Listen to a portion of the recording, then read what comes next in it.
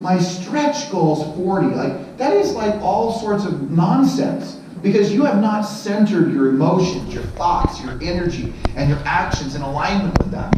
Because the great challenge of intention is the decision-making process becomes skewed when you don't know where you're going.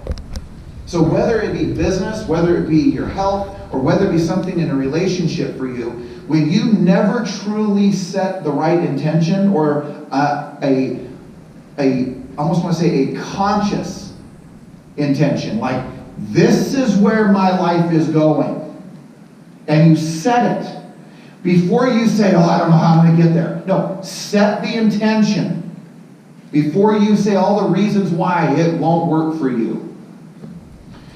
So there's a story of a gentleman who used to go over to Africa, and they were inoculating, meaning they were helping people from the measles to all the different things, and making sure that their tribes literally were safe from disease.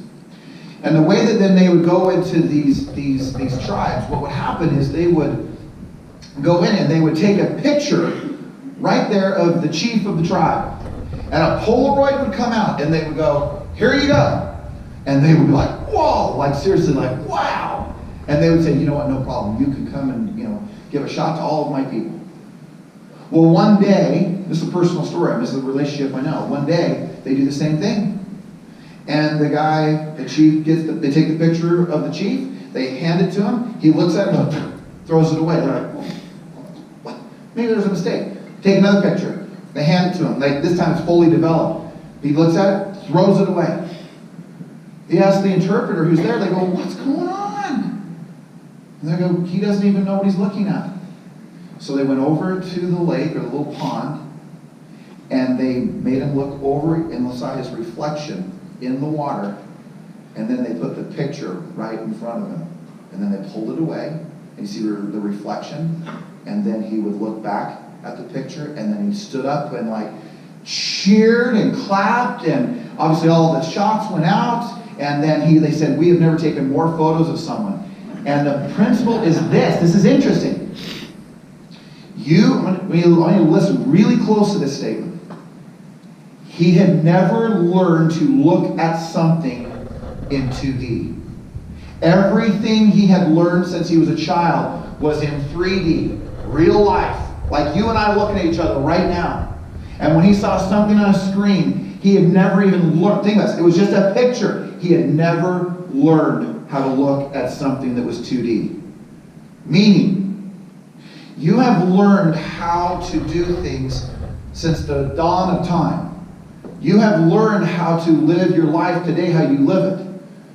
But the reality is that maybe today, maybe throughout your life, you need to take the moment, the time, to unlearn the way that you go about your life.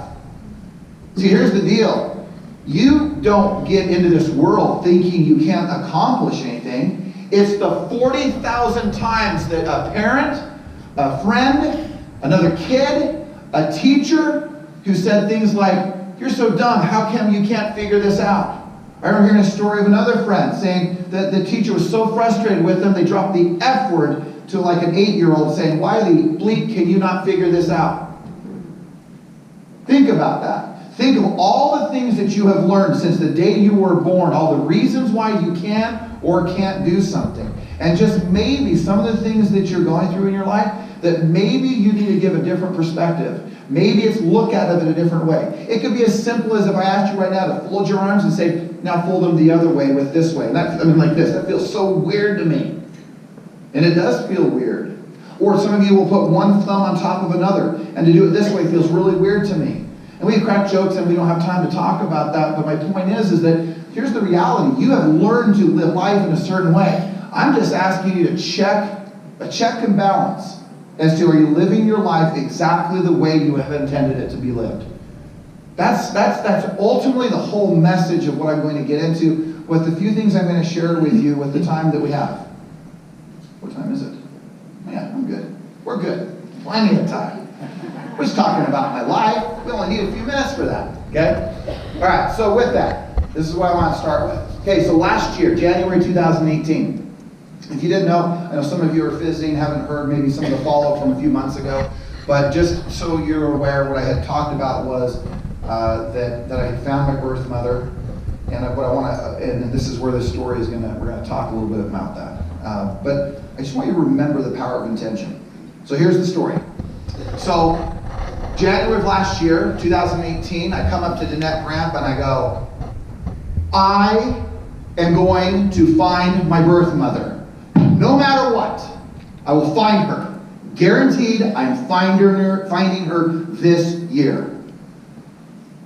Well, here's the deal. This is interesting. Now think about what I'm going to say here.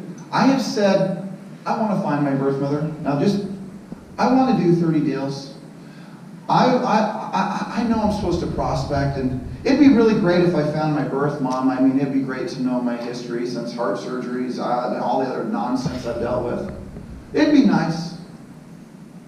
Never found her. But when I was 19 years old, as I think I told the story, I just want to remind you that I made a commitment that I would find her. And I had this idea that I would find her and I would just be able to simply say, thank you for the gift of life. So what's interesting is that to give you a timeline, so some of you certainly know Cheryl Moulton. I carried a 23andMe DNA kit in my backpack for nearly, it could be as long as 3 or 4 months. And I just kept putting it off. Remember, action is required. Once you set the intention, wasn't even taking any action. But I was like, I'm going to do it. I'm going to wait for it to happen. Like, wait for it to happen. I watched The Secret, and they said if I sit there and feel it, it'll all work out. No, you got to do something. So I did the DNA. See, I remember last time I talked about spitting in the thing. I just had to spit. I couldn't even find time to spit. Right? I was so busy. I kept saying, I'm so busy. So finally I got it done, we sent it in, and then as many of the managers were with me, we were down at a Mike Ferry event doing a prospecting school, and that morning I'm getting ready, and all of a sudden it comes through the phone, and there it is. It says, you have a contact at 23andMe, which is the DNA site. I open it up, and it says, you've got a nephew. And for the first time, this whole wave of emotion came over me. I mean, I freaked out, like inside. And frankly, it wasn't for who was in the car. Aaron was in the car when he was in there. Where's Aaron? Aaron was in the car, Lynn was in the car, who else was in the car? Someone else was in the car. And then we were on the phone with Gretchen, and everyone's like, send the email, send an email, send an email. So I sent an email that day. And then 2 weeks later, I sent an email to this guy who was being classified as a nephew. Found out, by the way, he's my half-brother. But he never responded.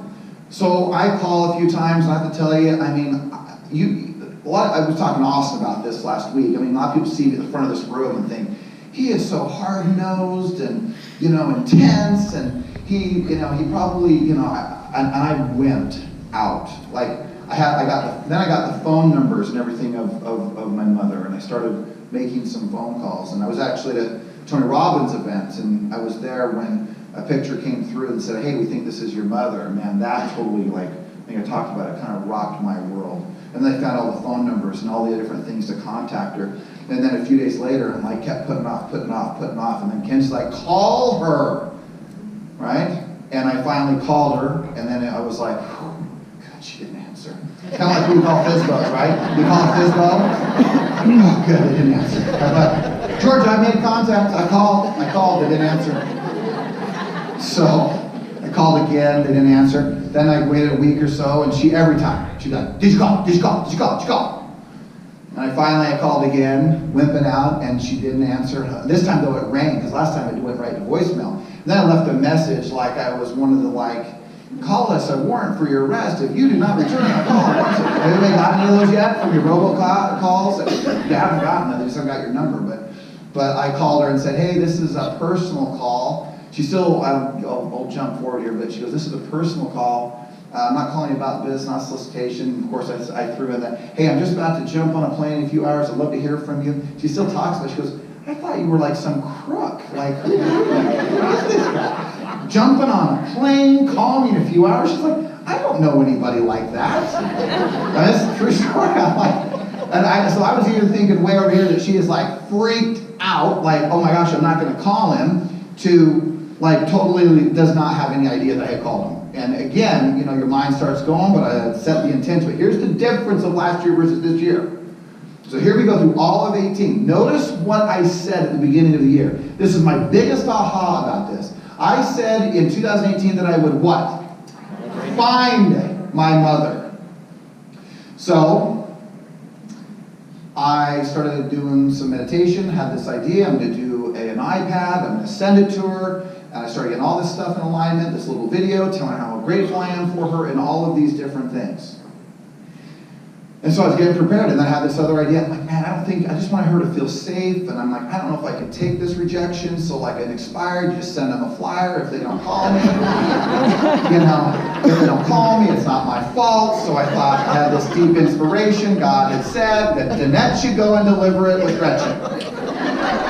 Total, like, weak, like sending the flyer to the FISBO, right? Don't call me, I hope. You know? So then I get this all dialed in, and I'm waiting and waiting and waiting, and then all of a sudden, again, I'm at another event or company event, we brought all the managers together in California, and I get this text. And it says, and this is what I'm going to read to you, so here we go.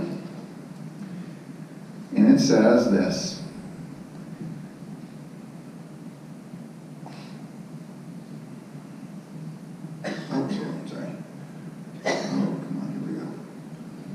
Bear with me a little bit.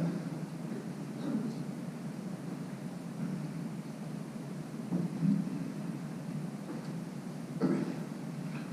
So I get a text about actually not about, just for the record, at 9:31 p.m.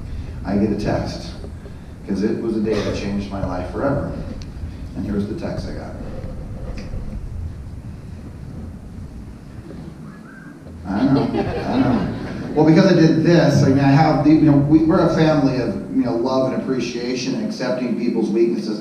So I'm looking at something like this, and I had Kenzie last week go, you need to get Botox. I'm like, what? She's like, well, yeah, when you do that and you look up, you got all these wrinkles in your forehead. I think you should get Botox. I'm like, you know what, that doesn't count. I'm like, you have one ear higher than the other. So I mean, like, that's, we're a loving family. All right, here we go.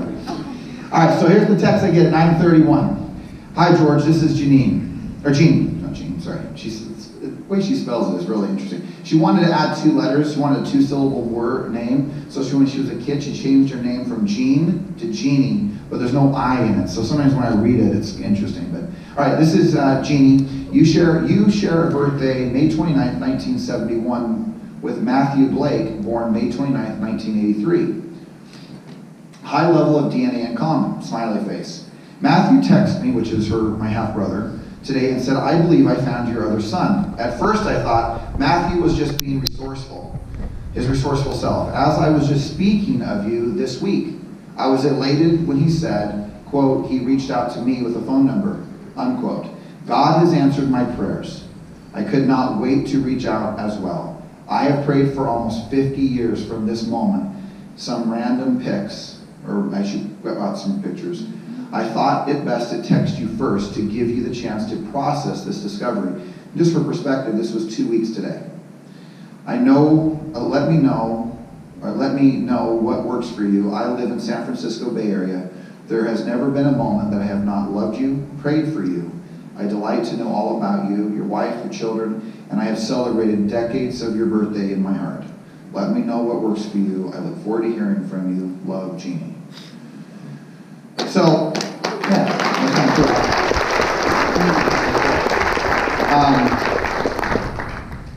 And like most great agents who don't prospect, right? I got that text and went, man, I don't know if I'm going to call. So I did what most great agents do. You think about calling FISBOs, you think about calling expired, you think about knocking, and you think, okay, I thought about it. That's a good step in the right direction. And I get on the phone, and again, who's this crazy woman over here on my left is on the phone and is like, have you called her? Well, I don't know. I was thinking maybe calling her tomorrow. No, you need to call her now. I'm like, well, why? She just texted you. I'm like, no. Okay. So I did. So here we go. 2 hours and 51 minutes later, I called her, and for 2 hours and 51 minutes we talked. And it was an epic fairy tale experience. And so I just want to read a few things, and I cannot promise that I will not. I started reading these today, and I found myself getting very, very emotional. And we're going to wrap up here, but let me just read a few things here that came through. So after this was done, so we talked for 2 hours and 51 minutes. There's just really 2 or 3 little quick stories I want to tell, and I say they're quick because they're not long. They're not. And I got these guys back there going, hey, they're like, let's get her going here. But I want to tell you these. I've always felt that I exist not like some ego freak of like, hey, I'm God's gift to mankind, but more so that my life is a gift to give to mankind. And that I want to make a difference in their lives. And I have always felt strongly that my existence was very volatile, and she was 15 years old, and when she got pregnant, and to her boyfriend, and they were boyfriend girlfriend from 9th grade all the way to her first year in high school or in college. But I've always felt like this really big, in my insides, like, you are very fortunate that you have a life. So one of the things I first told her was how grateful I was for the gift of life. And when that happened, she sent me this later that day. She sent this to me. Or that night, at 2:07 in the morning after we had talked. She said, with the title saying, "May I call you my son?" Oh, gosh. You're supposed to be hellfire and brimstone on the hearing here. Jeez. All right, here we go. Dearest George, I am so happy to have spoken with you tonight. You heard my heart beat. All right, you heard my heartbeat and my voice for 9 months. And now my voice for a few more hours. I have waited all these years praying we would, I have prayed all right, hold on a second. I have waited all these years praying we would meet and that there would be an opportunity,